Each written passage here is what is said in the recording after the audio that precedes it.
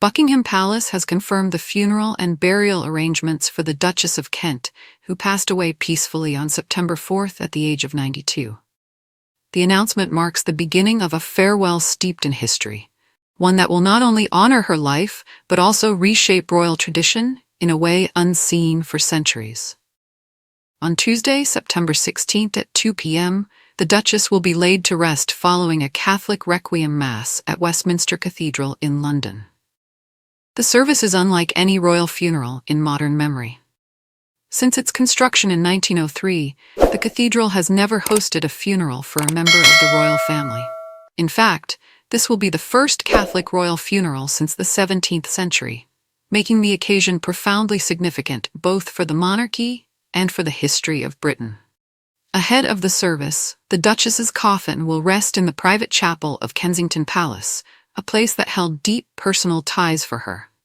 From there, it will be transferred to Westminster Cathedral on Monday, September 15th, where the rite of reception and evening vespers will take place before the full service the following day. Buckingham Palace confirmed that King Charles and Queen Camilla will lead the mourners, joining the Duke of Kent and the Duchess's immediate family. Following the Mass, the coffin will travel by hearse to the Royal Burial Ground at Frogmore in Windsor, where she will be interred alongside other members of the royal family, including King Edward VIII and Wallis Simpson. Flags will be half-masted at all official royal residences, flying the Union flag on the day of the funeral, the palace said in its statement, underscoring the national significance of the event. The funeral is expected to draw not only members of the royal family, but also representatives from the Duchess's charities, regimental affiliations, and close friends. Buckingham Palace has stressed that the service will be private and not televised, a decision reflecting both the Duchess's wishes and the family's desire for intimacy. While King Charles and Queen Camilla's attendance is confirmed, speculation remains about other royals. Senior members, including the Prince and Princess of Wales, are expected to attend, though official confirmation has not yet been issued. Prince Harry, currently in the UK for charity engagements, has not announced whether he will remain long enough to join his family for the service, a question that continues to capture public interest. The Duchess of Kent, born Catherine Worsley, made history in 1994 when she converted to Roman Catholicism, the first senior royal to do so since the reign of James VI in 1685.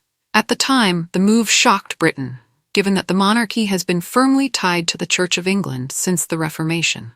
Her decision stemmed from deeply personal reasons. She was candid about struggling with health challenges, grief from personal loss, and her search for spiritual comfort. In an interview years later, she explained, "I do love guidelines, and the Catholic Church offers you guidelines. I like to know what's expected of me. I like being told, you shall go to church on Sunday, and if you don't, you're in for it."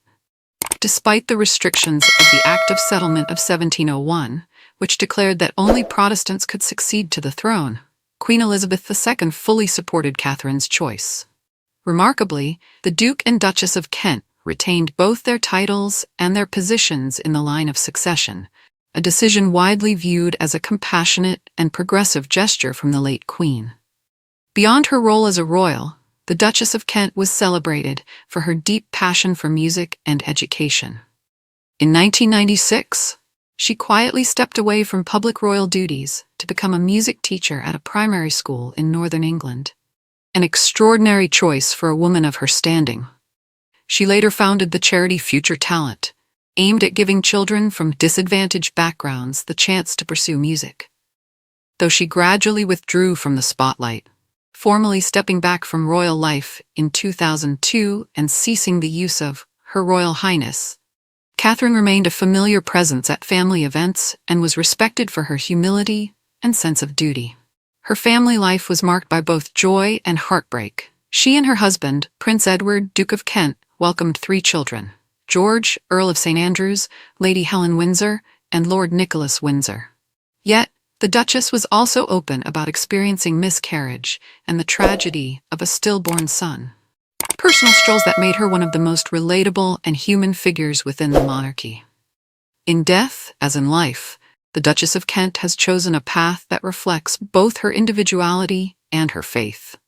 By holding her funeral at Westminster Cathedral, she not only honors her personal convictions, but also leaves behind a legacy of quiet courage in reshaping what it means to be royal. For the monarchy, the moment marks both an ending and a beginning, a solemn farewell to a woman remembered for her humility, her music, her faith, and her compassion. For Britain, it is a reminder that even within the world's most tradition-bound institution, change and humanity can find their place. On September 16, 2025, when the bells of Westminster Cathedral toll for the Duchess of Kent, history will be made.